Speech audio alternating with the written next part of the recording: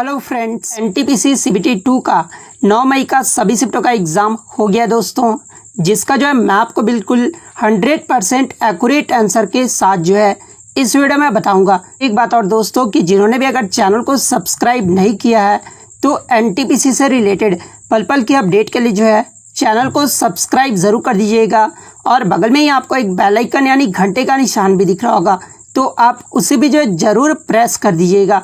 तो चलिए वीडियो को स्टार्ट करते हैं।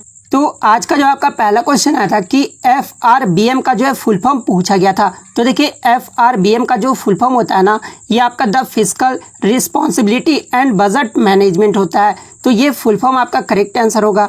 नेक्स्ट आपका यहाँ पर आता है कि विटामिन सी किसमें जो है सबसे ज़्यादा पाया जाता है, जहाँ पे ऑप्शन में आपका आंवला दिया हुआ था। तो देखिए खट्टे पदार्थों में जो है विटामिन सी सबसे ज़्यादा पाया जाता है, तो आंवला आपका करेक्ट आंसर होगा।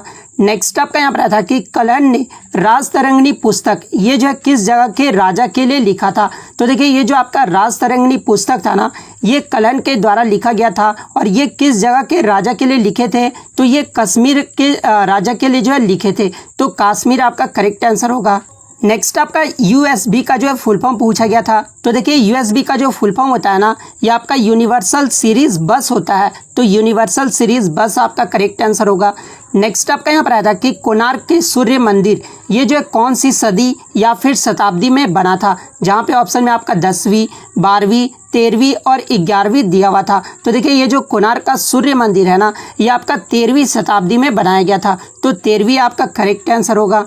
नेक्स्ट आपका यहाँ पर आया था कि 2011 की जनगणना के अनुसार किस राज्य या फिर केंद्र शासित प्रदेश में अनुसूचित जनजाति यानी ST की गणना नहीं की गई थी।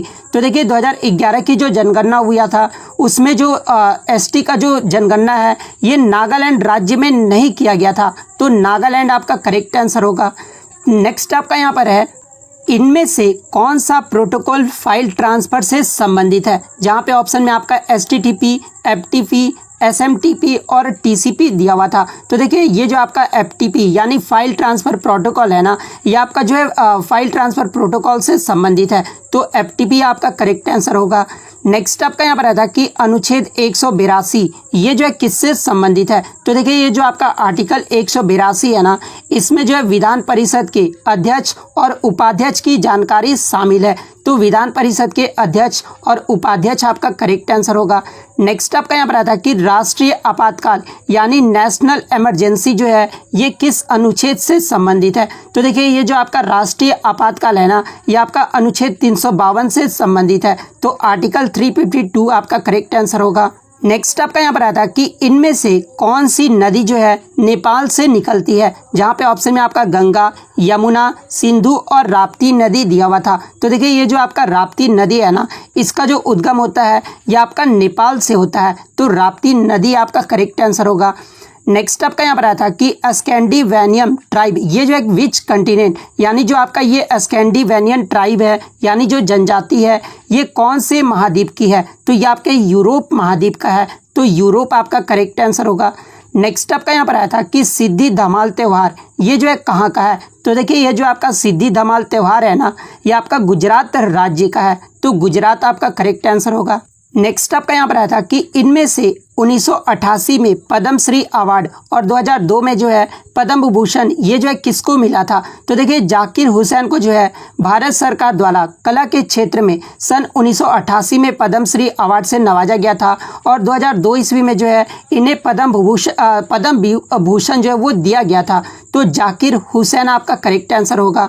नेक्स्ट आपका यहाँ पर है कि इसरो एंड नासा ने मिलकर कौन सा सैटेलाइट यानी उपग्रह बनाया है जो सूर्य से संबंधित है। तो देखिए इसरो एंड नासा के द्वारा ये जो निसार उपग्रह है ना, ये जो है इसरो और नासा के द्वारा मिलकर बनाया गया है, तो निसार सैटेलाइट आपका करेक्ट आंसर होगा।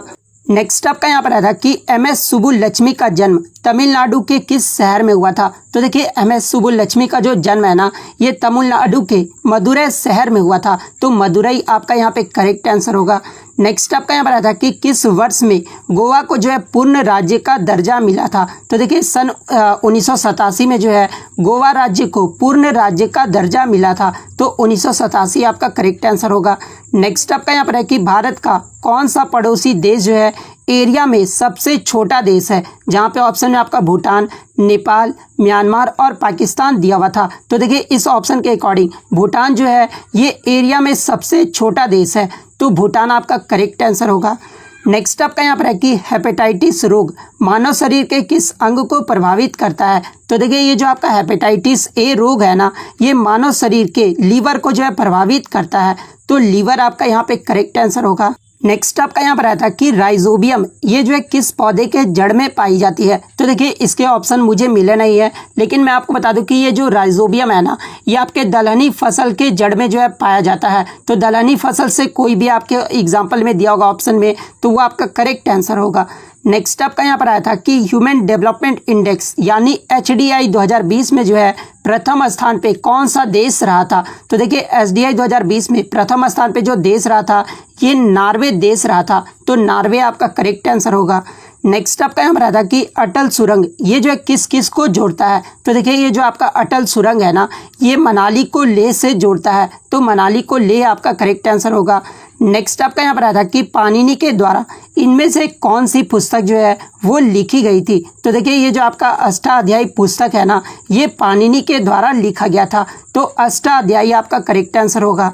नेक्स्ट आपका यहाँ पर आया था कि गांधी इरविन समझौता ये जो है कब हुआ था। तो देखिए ये जो आपका गांधी इरविन समझौता है ना, ये 5 मार्च 1931 को हुआ था, तो 5 मार्च 1931 आपका सही होगा। नेक्स्ट आपका यहाँ पर आया था कि इनमें से कौन सा एलिमेंट यानी तत्व जो है डी ब्लॉक में आता है, जहाँ पे ऑप्शन में आपका मैग्नीशियम, उसके बाद आयरन और कैल्शियम दिया हुआ था। तो देखिए ये जो आपका आयरन एलिमेंट है ना, ये आपका डी ब्लॉक में आता है, तो Fe आपका यहाँ पे करेक्ट आंसर होगा। नेक्स्ट आपका यहाँ पर आया था कि हुगली नदी के तट पर पहला अंग्रेजी कारखाना ये जो है किस वर्ष स्थापित किया गया था। तो देखिए हुगली नदी के तट पर पहला जो अंग्रेजी कारखाना है ना, ये सन 1651 में स्थापित किया गया था, तो 1651 आपका करेक्ट आंसर होगा।